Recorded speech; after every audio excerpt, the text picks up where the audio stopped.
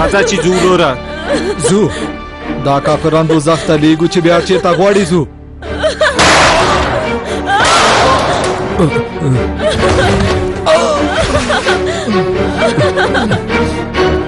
دا کمقلان څه کوي؟ څه شول؟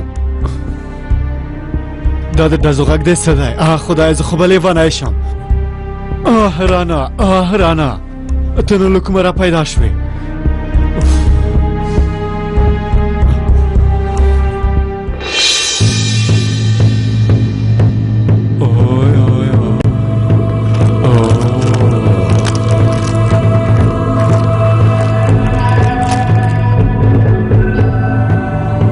ته څومره ښکلی یې،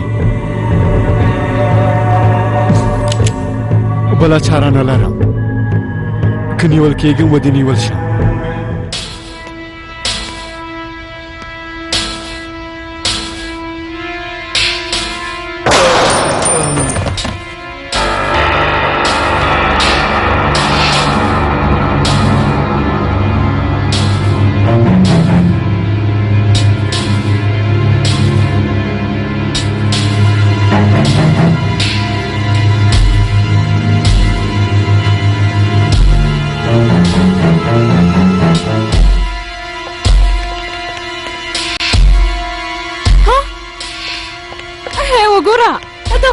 چیرته ده؟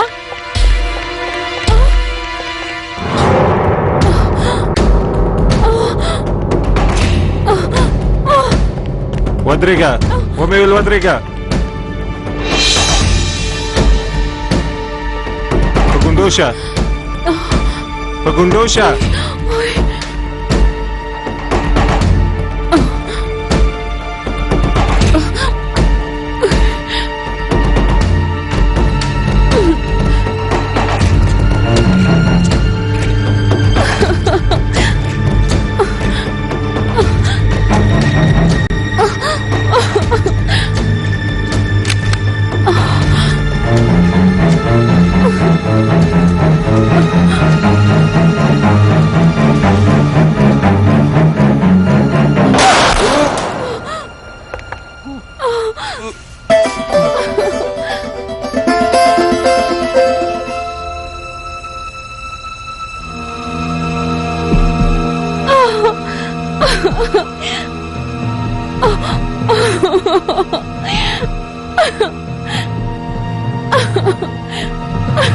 نجیبه ورورا، ممدوحه، تاسې نجیبه ورورا.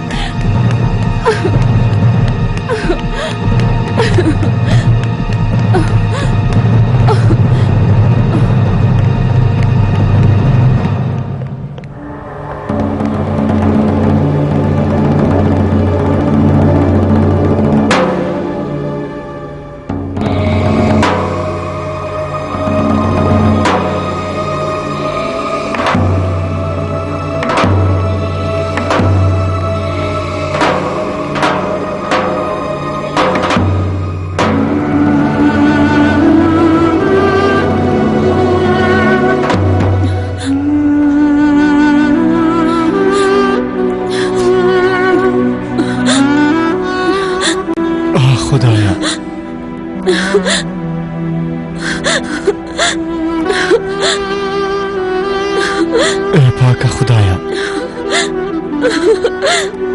پاکه خدایا.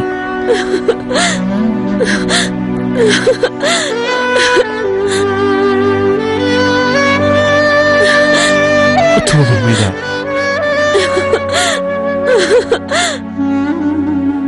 دې وحشیانو دلته څه کړي دي؟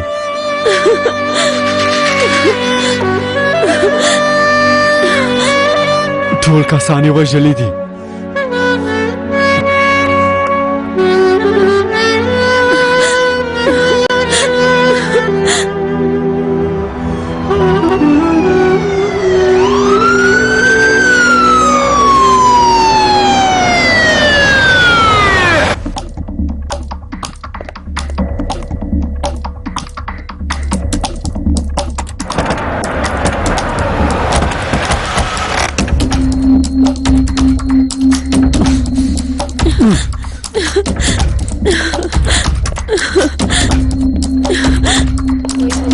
وګوره رانا راغله.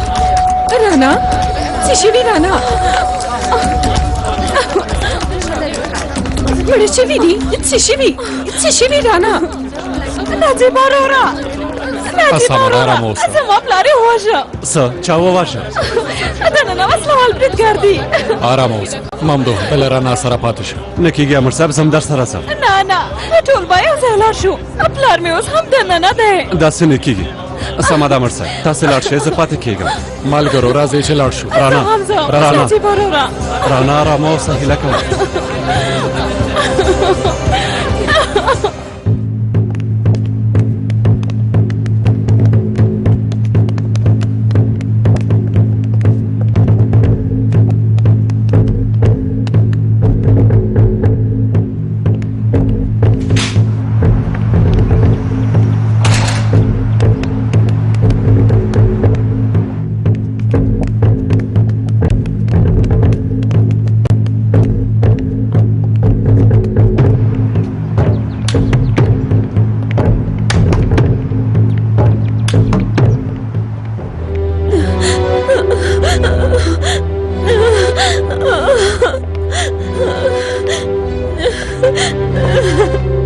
دلته څه شوي دي؟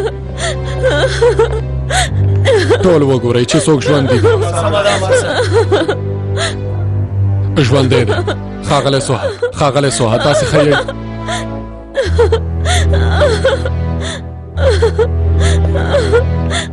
امیر صاحب شوک ته تللی. همدا اوس امبولانس راوغواړئ. زر کوئ. سمه ده امیر صاحب.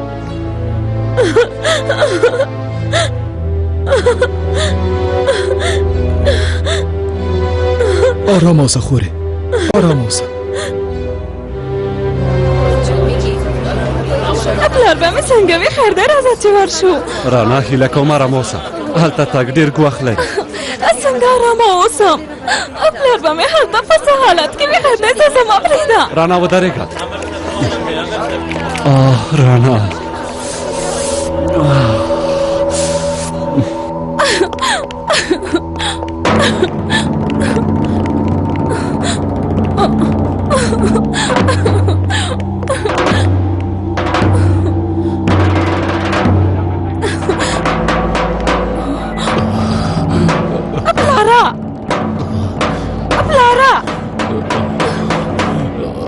نجیبه وروره، پلار مې ورشوی؟ تر اوسه ژوندی دی. پلار جانه ژغورل کېږي. پلار جانه وګوره، زه در سره یم. پلار جانه وزغمئ سوها، امبولانس لاره کې دی. نجیبه پلار جانه لږ نور هم وزغمه. نجیبه ما وژغوره، هیله کوم ما وژغوره. وزغمه سوها، وزغم، امبولانس لاره کې دی. رزیلانو زر کوئ هلکانو، امبولانس راوغواړئ، بیړه وکئ.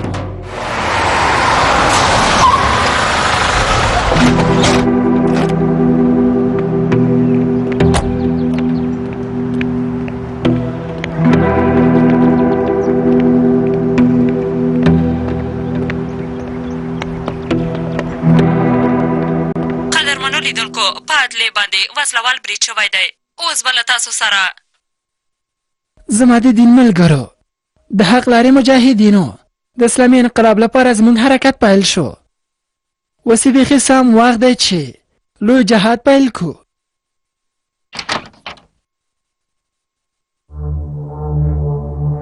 سلام علیکم مرده وروره، خدای دې تاسو نه راضي وي.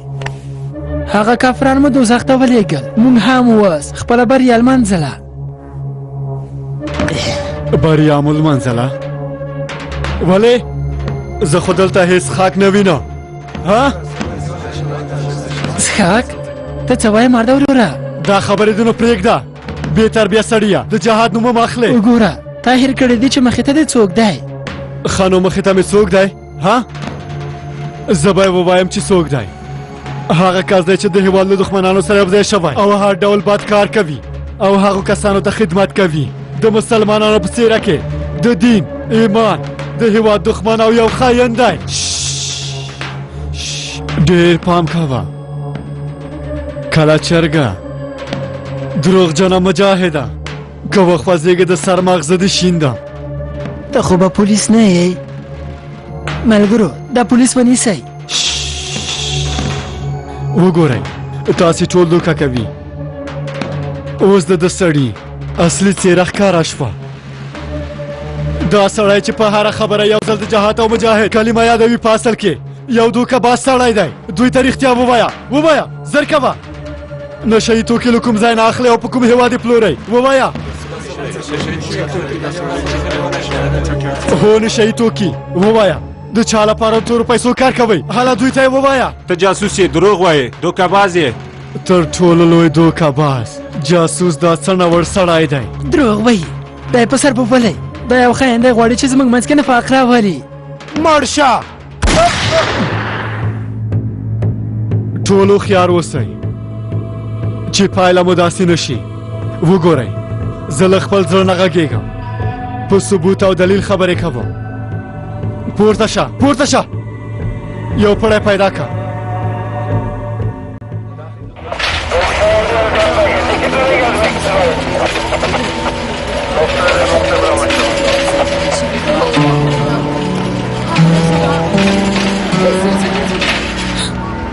دا پیښه څنګه وشوه؟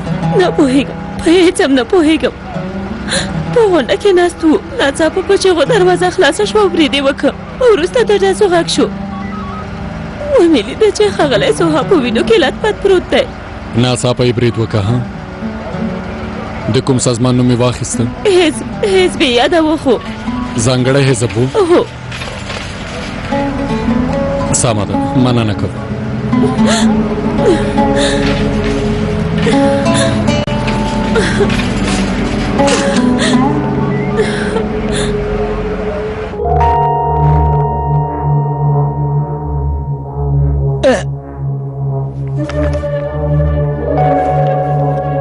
وګورئ تاسې پوهېږئ چې دا څوک دی؟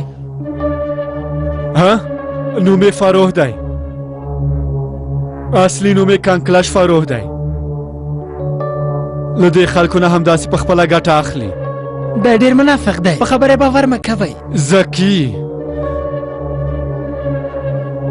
ما ته وګوره زکي، ستاسې له امله په کوڅه کې ډېرو خلکو سره د څارویو په څېر معامله کیږي.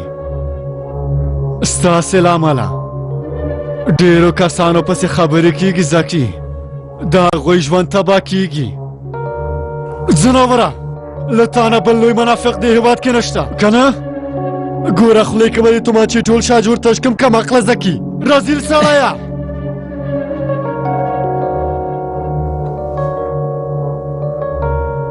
ما ته وګورئ که تاسې اوس هم لږ څه عقل لرئ نو دې دروازې نه ووځئ او ځان ته یو نوی ژوند پیل کړئ د دین او ایمان په نوم. د داسې کس له پیروي نه به ښه وي چې خپل لمونځ په سمه توګه ترسره کوئ. ډاډه اوسئ هغسې به ډېر ثواب به ګټئ. که نه نو داسې دوکه بازان به تاسې نه د هدایت لارې جنتکاران جوړ کړي. سمه ده وروره.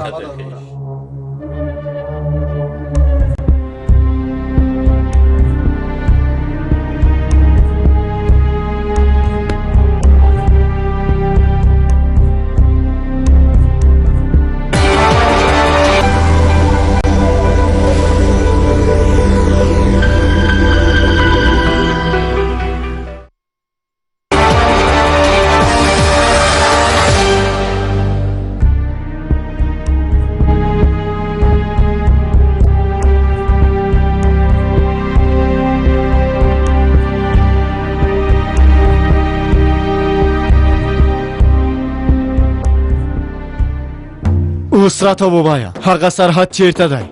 نه پوهېږم. ومې ویل چیرته دی؟ نه ووایه. پوهېږم. ووایه هغه سرحد چیرته دی؟ ډیپو کې دی. ډیپو کې دی. ډیپو کې څه کوي؟ فارونه یې نشه یي توکي اخیستل.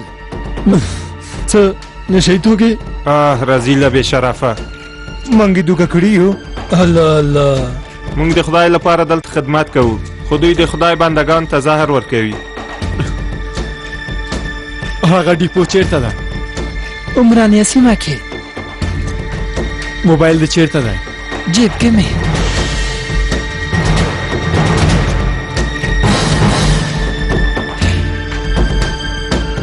وګوره د نجیب یلماز په نوم یو کس ځواب درکړي.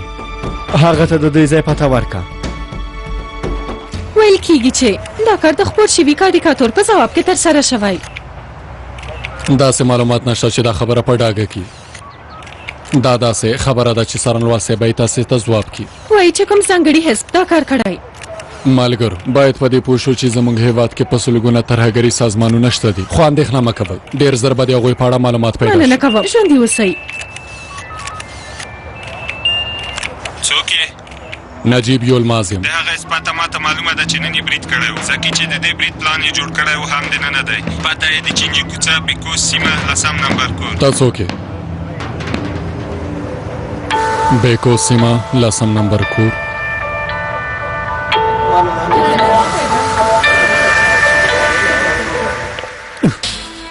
زکی زه درته وایم چې څه باید وکړې او څه باید ونه کړې. لومړی پولیسو ته د بلبل په څېر هر څه ووایه. هر څومره بد کارونه مو چې کړي دي ټول به ورته ووایې. په خبره پوه شوې؟ سمه ده سمه ده. ډېر ښه. دویم که پولیسو ته زما نوم ورکړې بیا که قلعه زمان خان ته وتښتې پیدا کوم دی. دا بسنه نه کوي. مړی د سپو ته اچوم خبر اوسې. زما په خبره پوه شوې؟ سمه ده. هلئ زر کوئ، تاسې هم لاړ شئ. ورځئ د پلار مور څنګ ته ورشئ. ځئ. کوچني موږکان خو ختم شوه، اوس یې نه د پلارونو وار دی. حالا نو واقفه دا برید د دې ښکارندویي نه کوي چې زموږ هېواد د شریعت دولت ته څومره نږدې دی. دا بېوزله انسانان چې یوازې غوښتنه یې د حقونو په رڼا کې د اساسي قانون تعدیل و په ډېر ظالمانه توګه وژل شوه. ډېر ویرونکی حالت دی. بېوزله څارنوالو او پروفیسور وژل شو. او خالدون بیا خبرې پیل کړې ښاغلیه. اوس به هغوی زر تر زره خپل اړین مسؤلین خپلې دندې ته راوبولي. زه خپله غواړم لوړ پوړي مسؤلین لاس په کار شي او د دې کار لپاره زر تر زره یوه لاره پیدا کړي، ځکه چې له دې برید سره زموږ دیموکراسي ته لوی زیان رسیږي. دا هېواد دا حالت نور نشي زغملی. قدرمنو چارواکو هیله کوم یو کار وکړئ. موږ معاصر او هوښیار خلک تاسو نه د دې کار تمه لرو. یوازې هیله مو تاسې مخکې له دې چې ډېر ناوخته شي یو کار وکړئ. اوس د هغوی فکر وکړي چې څنګه یې دا جرأت وکړه تر څو په اساسي قانون کې بدلون راولي او کردانو ته ازادي ورکړي او ستونزې هوارې کړي. د عدلي برید ته که هر څومره دیني او شریعتي اړخ ورکړو بیا هم پیغام خپل ځای ته ورسېد. څوک چې باید پوه شي هغوی پوه شول. هغوی تبلیغات کول چې د یوې سیمې ماینونه یې پاک کړل، خو ما هېواد کې داسې ماینونه فرش کړل چې یو ګام هم په ارامه نشي اخیستلی. هغوی تل د جوړولو هڅه کوي، خو موږ یې تل خرابوو. دا خرابی تل ډېره ګټه کوي ښاغلیه. هغوی به ټول تباه کړي او همدارنګه موږ به ځان ته یو نوی پایل جوړ کړو او خوند به واخلو. د مې په 28مې نېټې مو همدا کار وکړ او انقلابي کسان مو ډېر وځورول. د سپټمبر په 11مه مو هم خرابي وکړه او د کار مسؤلیت مو په انقلابیانو واچاوه. د فبروري په 28مې مو همدا کار وکړ او د هغوی ملامتولو لپاره مو ډېرې ښې پلمې پیدا کړې. ومو ویل چې غواړي انقلاب رامنځته کړي او دولت په خپل لاس کې ونیسي. جالبه دا ده چې یو ویشت لوی بانکداران مو هم په لومه کې وغورځول. ډېره یې زموږ ملګري هم ول. د هغه کار پټول هم ډېر ستونزمن کار و. موږ هم ډېر په زحمت شو. ویل مو چې دومره خلک به څنګه اداره کړو، خو په هر حال بیا مو هم د ملګرو په مرستې سره دا کار هم حل کړ. زموږ کار خو همدا دی ګورجینه. هېواد د خپلو دښمنانو لپاره په دوزخ بدلوي او له خپلو دوستانو سره یو ځای یو نوی او ښه ژوند پیلوي او نوی سیستم جوړوي او د یوې نوې سناریو لیکل پیلوي. کله چې په لاس کې شتمنۍ کمې شي بیا ستونزې ورځ په ورځ ډېرېږي. ته خو په دې خبره ښه پوهېږې ګورجینه. دا ډېر ګواښمن کار دی. ستاسې هوښیارۍ ته حیران یو. دا د هوښیارتیا خبره نه ده ګورجینه، د ستراتیژي او د پلان کار دی. تر ټولو لویه ګټه موږ ته سپین ږیرو کسانو را رسولې. ځینې خلک شته چې عمر یې له 80 کالونه تېر شوی، خو اوس هم د 20 کلونو ځوانانو په څېر راسره مرسته کوي او په خپله ارادې ما هم ژوندی ساتلی شي. او جمهور الهان زموږ ډلې ته ډېر خدمتونه کړي، د هغه کارونه له پامه نشو غورځولی. او موږ ته بریدګر وایي، خو موږ بریدګر نه یو، انقلابیان یو. ښاغلیه، هېواد ستاسې په څېر او د جمهور الهان په څېر د لویانو لرلو له امله ډېر بختور دی. که نه نو هغو ډلو به موږ اوس هم 19مې او 20مې پېړۍ ته لیږلي وو. ښاغلیه، د هغه انقلاب له برکته چې تاسې پیل کړی، پوهېږئ د خپلو اولادونو راتلونکي ته هیله مند کېږم. زما ټاپ دې تازه که ګورجینه، ما خپل یوازینی اولاد په ترافیکي پیښه کې له لاسه ورکړ. تر اوسه هم کله کله فکر کوم زما دښمنانو ماته د درد راکولو لپاره زما زوی په ترافیکي پیښه کې وواژه. د هغه درد مې تر اوسه نه دی هېر کړی، خو ستا لور اتنه زما شهزادګۍ هم ده. لږ څه د خپل اولاد درد د هغې په لیدو سره هېروم. د هغې زړورتیا او هوښیارتیا زموږ د دعوا لپاره ګټوره ده او دا کار ما هم خوشحاله کوي.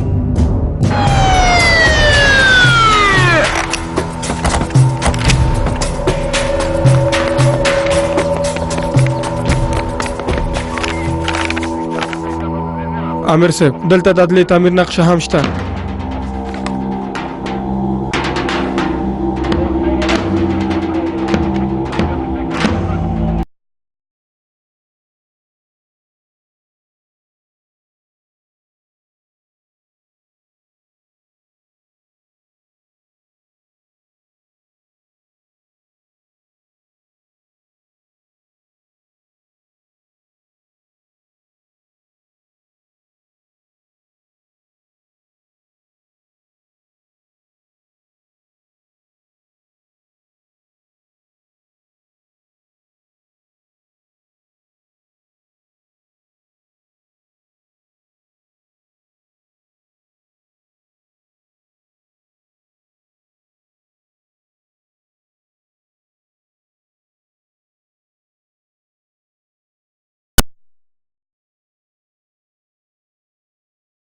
د بې ځوابه نه پاتې کېږي، خبر اوسې.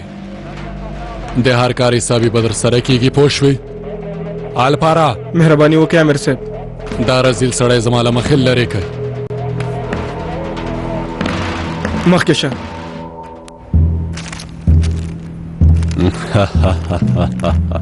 سرحده تا سره دا کار هیڅ ښه نه ښکاري. مونږ تا ته ملا وایو، حاجي وایو، خو ته نشئ توکې خرڅوې. اندېښنه مه کوئ، یو ځل دا نشئ توکي اروپا ته ورسوم، بیا په مدرسې کې ملاتوب هم کولی شم. دلته میلیونونه پیسې پرتې دي. ملاتوب اسانه ده، خو د خلکو او پیروانو پیدا کول اړین دي. هر ځای کې جاهلان او ساده خلک ډېر شته فروها. کله چې د جهاد نوم ورته په یاد کو، بیا یې سترګې سرې کېږي. ښه، هغه خلک وایي چې دین د خلکو عقل ترې اخلي. کله کله به د دین په وسیله خلکونه عقل اخلو، او کله به د کوکاینو او اپینو په وسیله. تجارت هم دا دی، یوازې خوند واخله. هر څه چې د بازار غوښتنه وي هماغه به وړاندې کوو، که نه؟ ستاسې خبره بیخي رښتیا ده.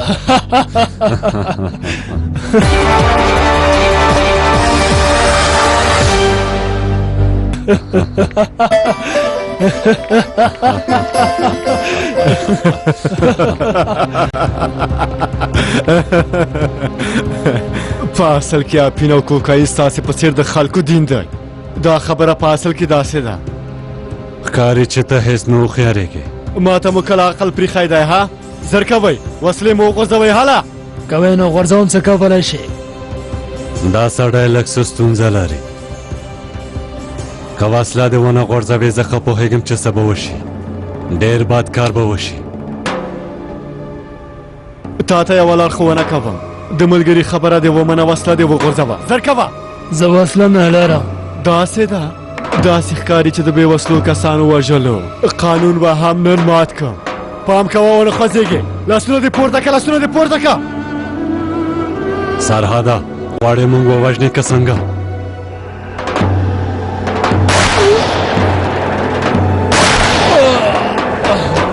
پخه مې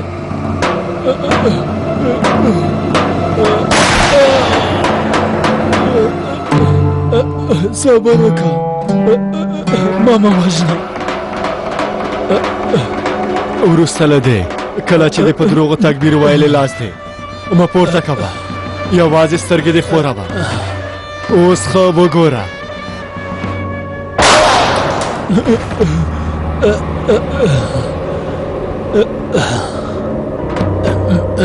هر څنګه چې وي آخرت کې خو به در سره حسابي وشي. غواړم دا د کوم کم عقله اوس راته ووایه هغه بېګناه کسان دې ولې ووژل؟ هغوی ټول مړه شول. نو څوک یې کیسه کې نه دي. ته هم په کیسه کې مه اوسه. ځواب دې غلط دی. ستا پان خو د دین او اپینو په منځ کې یوه اړیکه شته که نه؟ نو اوس به زه تا ته ښه ډېر اپین درکړم، داسې به د معنویات نور هم لوړ شي.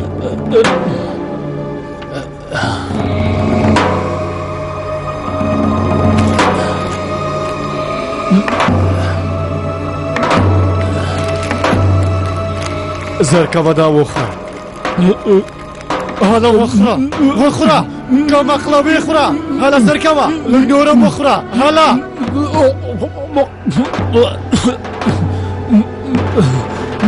دا ته څه ډول ملګری فروحه؟ ولې دا سړی نه پوهوې؟ ورته ووایه چې دا پینو خوړل روغتیا خرابوي. په هر حال ستا وار به وروسته راورسېږي. نیازي ته ووایي چې راشي دا ځای کنټرول. سمه ده امیر صاحب.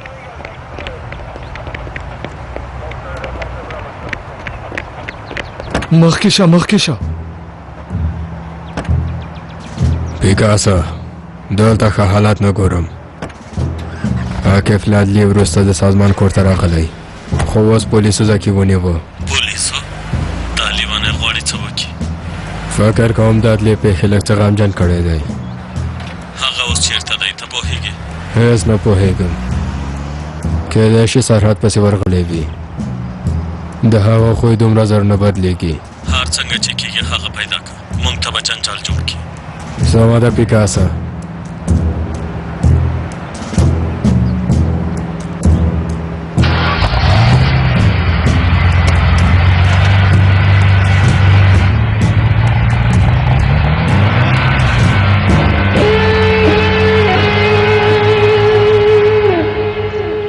هیله کوم ما خوشي که. ولې د خوشي کم زناوره؟ ولې؟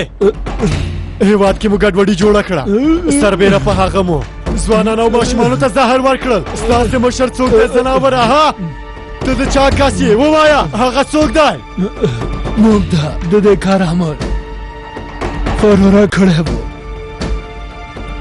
موږ هم عملي که، خو دا هم نور نامر اخلي او خپل کار مخ ته بیایي. یعنې د دې کار تر شا د ښاغلي فارو لاس دی.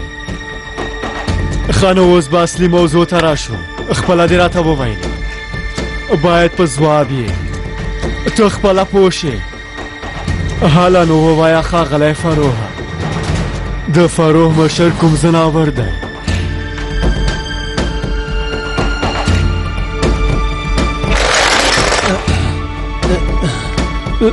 ډېر ښه، اوس ته راته ووایه تا زندان ته ولېږم او که قبر ته 3 ثانیې وخت لرې، یوازې 3 ثانیې وخت درکوم. ښه نو 3 2 زه ورک شه له دې ځایه لاړ شه. 1 لیونیه موږ دې څنګه پیدا کړو؟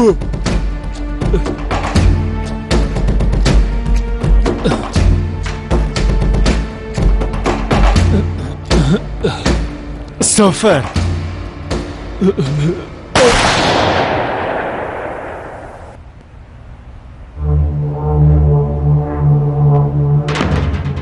ډېر وخت کېږي چې یو بل سره پېژنو. هیله کوم ماته یو چانس راکړه. تا خپل ټول چانسونه له لاسه ورکړي دي فروحه، اوس چانس نه لرې.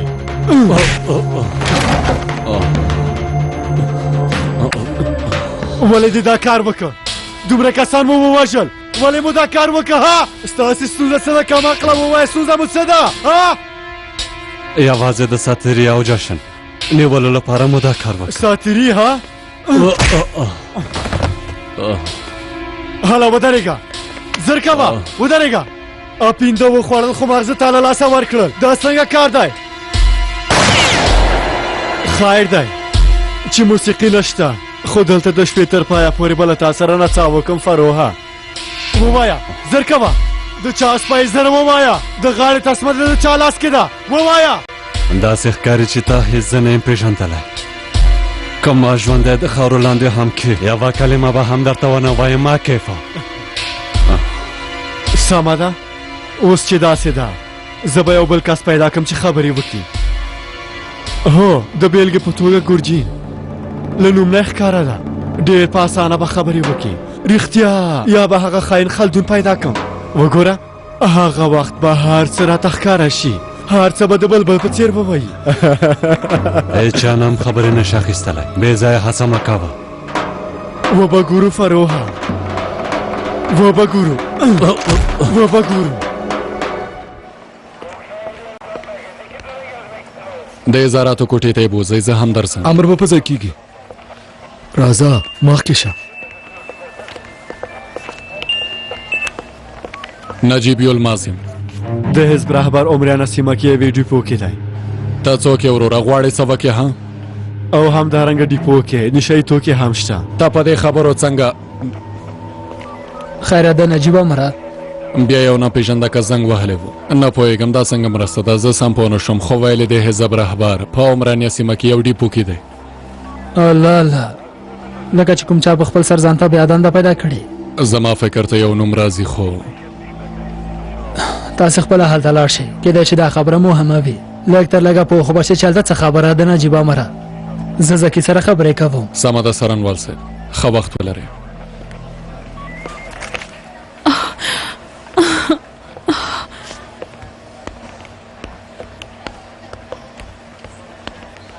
خدایا څو ساعته تېر شول، تر اوسه هم نه دي راوتلي. اوف خدایا څه کېږي؟ خیر دی پلار مې وژغوره، هیله کوم. صبر وکړه، اوس به راووځې.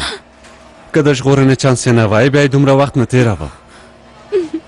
زه به نوره لیونی شم. وګوره زه در سره یم، خو زمونږ ترمنځ تر ټولو پیاوړې ته یې. هیڅ پیاوړتیا نه ده پاتې. یوه بلا مو چې له سر نه لري شي بله بلا راځي. نورې نو نشم زغملی، نشم زغملی. دا د دوی مهربانی وکړئ. رانا ښایي ښاغلی سوها څنګه شو؟ رانا خورې شفا دې وي. مننه ګرانې، اوس هم عملیات خونه کې دی، 2 مرمۍ لګېدلی دی. ډاکټر وویل موږ خپله ټوله هڅه کوو. ټلویزیون او ورځپاڼو کې هم دا خبرې دي، لکه هېواد کې چې خپلمنځي جګړه رامنځته شوې وي. خدای پوهېږي چې دا کار به د چا وي. هر څه چې کېږي یوازې موږ سره کېږي. اغلې نرسې، پلار مې څنګه دی؟ تر اوسه مو هېڅ خبر نه دی راکړی. حالت یې څنګه دی؟ زه په هېڅ هم نه پوهېږم، زه یوه نرسه یم. هر څوک چې پوهېږي هماغه پیدا کړه. څو ساعته کېږي چې دلته په تمه یم. رانا بس که نو، دا څه ګناه لري؟ هله کښېنه. راځه ګرانې راځه کښېنه. ډېره عجیبه ده.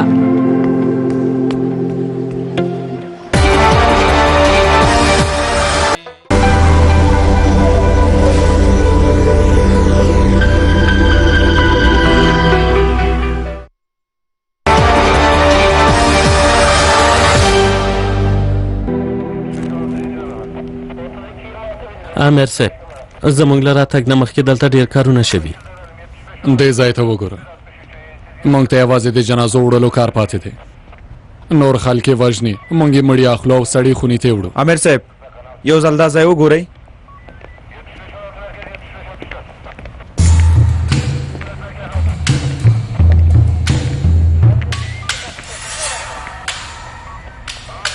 دا خو فرو دی.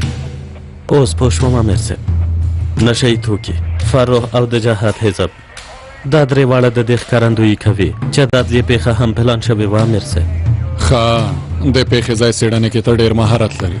څېړنه وکړه چې دلته نور څه پیدا کېږي. سمه ده امیر صاحب.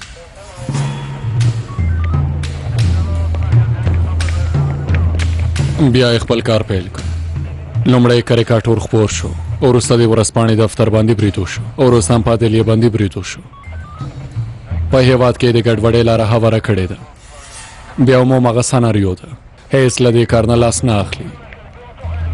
خو دا د هغوی وروستی هڅې دي، یعنې په دې کار کې هر عمرو هم د هغه رزیل فرو لاس دی.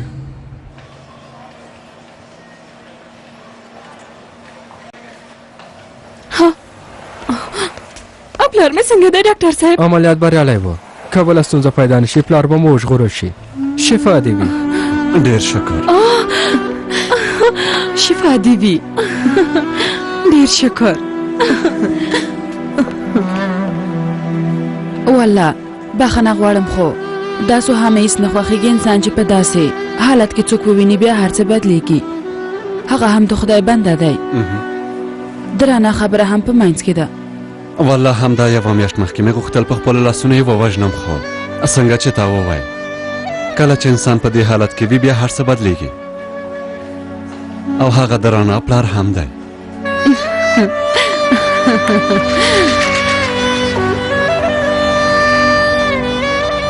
ته دا راپورونه واخله. ښه سمه ده. رانا خو ډېره خفه ښکاري.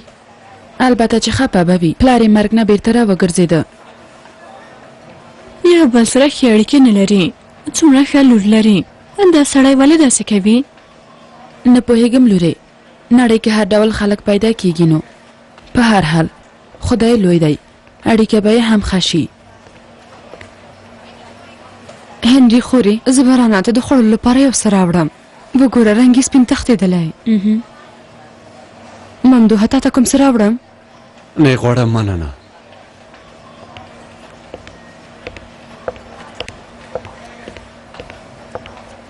ته چیرته یې نجیبه؟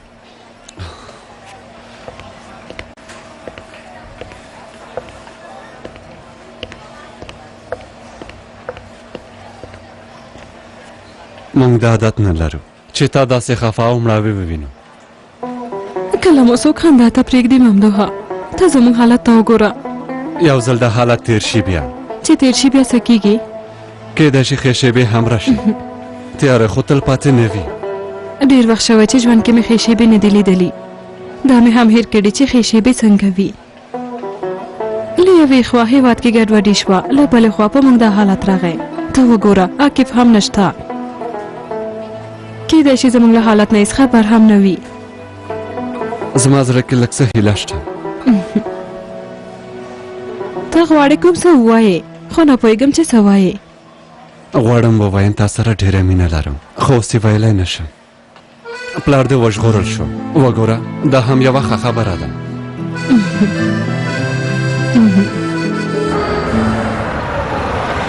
عثمانه، زه مې اوس ښځه او ماشومان لاندې رالیږم، ته هغوی کور ته ورسوه. سمه ده؟ نه پرېږدئ، په ټیکسي کې به لاړ شي. د دولت په مال کې شخصي کار ښه نه ښکاري، د ملت حق پکې دی. هېڅ خبره نه ده، دومره کار نه دی. دا کارونه هم داسې وړو کارونه نه پیلېږي. د همدې لپاره زه غواړم ترې لرې واوسم. ته ماته په تماشه کار لرو. سمه ده امیر صاحب.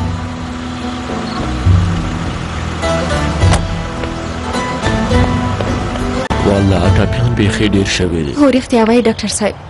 نجیبه وروره. سلام علیکم. وینه موټر دې جوړ کړی دی؟ هو رښتیا وایي، آخر مې خپل موټر جوړ کړ. ښه ده ښه ده. د ښاغلې سوها حالت څنګه دی؟ عملیات یې خطر سره شو؟ ډاکټر وویل ښه کېږي. زه هم راووتلم چې د خوړلو لپاره یو څه واخلم.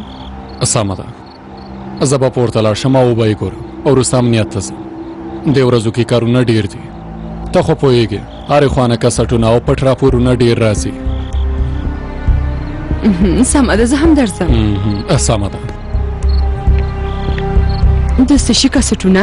کوم راپورونه یادوي؟ د نجیب خو عجیبې خبرې وکړې.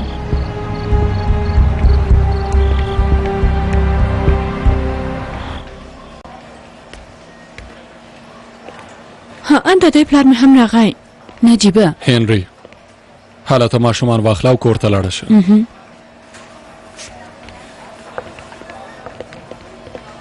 بخیر راغلی امر صاحب. راځئ ماشومانو. خدای دې د زړه صبر درکړي. مننه. کښېنه. ډیر شکر دی چې پلار دې وژغورل شو. پلار مې وژغورل شو خو ښاغلی عمر مړ شو. همدا یوه شپه مخکې مې ورسره کتلي وو. د مرګ مخه خو مونږ هم نشو نیولی رانه، خو باور وکړه مخکې له دې چې ډېر وخت تېر شي د دې کار لاملین به عدالت ته تسلیم کړم. رانا جانې موږ اوس ځو. زه به در سره خدای پاماني وکړم.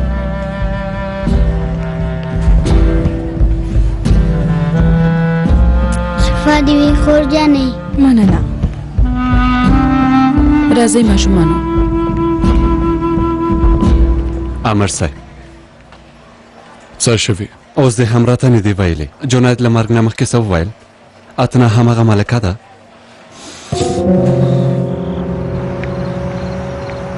عاکفه عاکفه. سلام. سلام څنګه یې؟ رانا څنګه ده؟ ښه ده نو ستا پوښتنه یې وکړه چې ولې رانغی؟ زه همدا اوس راورسېدم. د ښاغلي سوها عملیات په خیر تیر شو. څوک چې باید مړه شي ژوندي پاتې کیږي او څوک چې باید ژوندي پاتې شي مړه کیږي. هر څه له کنټروله ووتل، ما څه ونه شو کولی. تاسو وویل کوم کار دې ونه شو کولی؟ کومه خبره نه ده. ما ویل که دنده مې نه وای پرېښې هغه کسان به مې نیولې وه، سزا به مې ورکړې وه، خو اوس مې لاسونه تړلي دي. راځه چې لاړ شو رانه وګورو. څه شوي؟ څه یې وویل امر صاحب؟ اتنه ملکه ده که نه؟ که د هغې نوم یې درکړی وي والله همدلته به یې لاسونه وتړم. زما مخه ونه نیسئ امر صاحب. فکر کوم لږ نور هم باید صبر وکړو. ولې صبر وکړو؟ که د ملکې نوم یې ویلی وي نو؟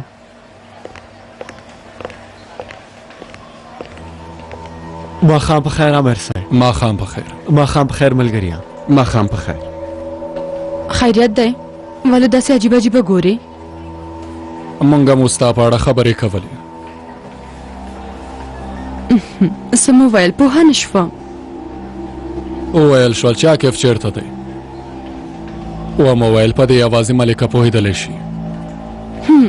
دا د دلته دی. زه به دا رانه ته ورکړم. زه به هم د رانا څنګ ته ورشم. په خیر راغلې ملکې. خیر اوسې. بیا ډېر شفا دې وي رانا. څه وکړم زړه ته مې نه کېږي. مخکې له مرګه یوه خبره وکړه او ویې ویل ډېر ډارېږم. رښتیا وایې؟ څه دروغ ووایم، زړه مې ورته بد شو. ډارې په سترګو کې له ما هم ډېر غوښتل چې د ملکې نوم واخلي، خو لږ څه نور هم باید په تمه شو. که همدا وي هرومرو به یو ځای کې تېروتنه وکړي. دا واخله ویې خوره رانا جانې. که داسې وکړې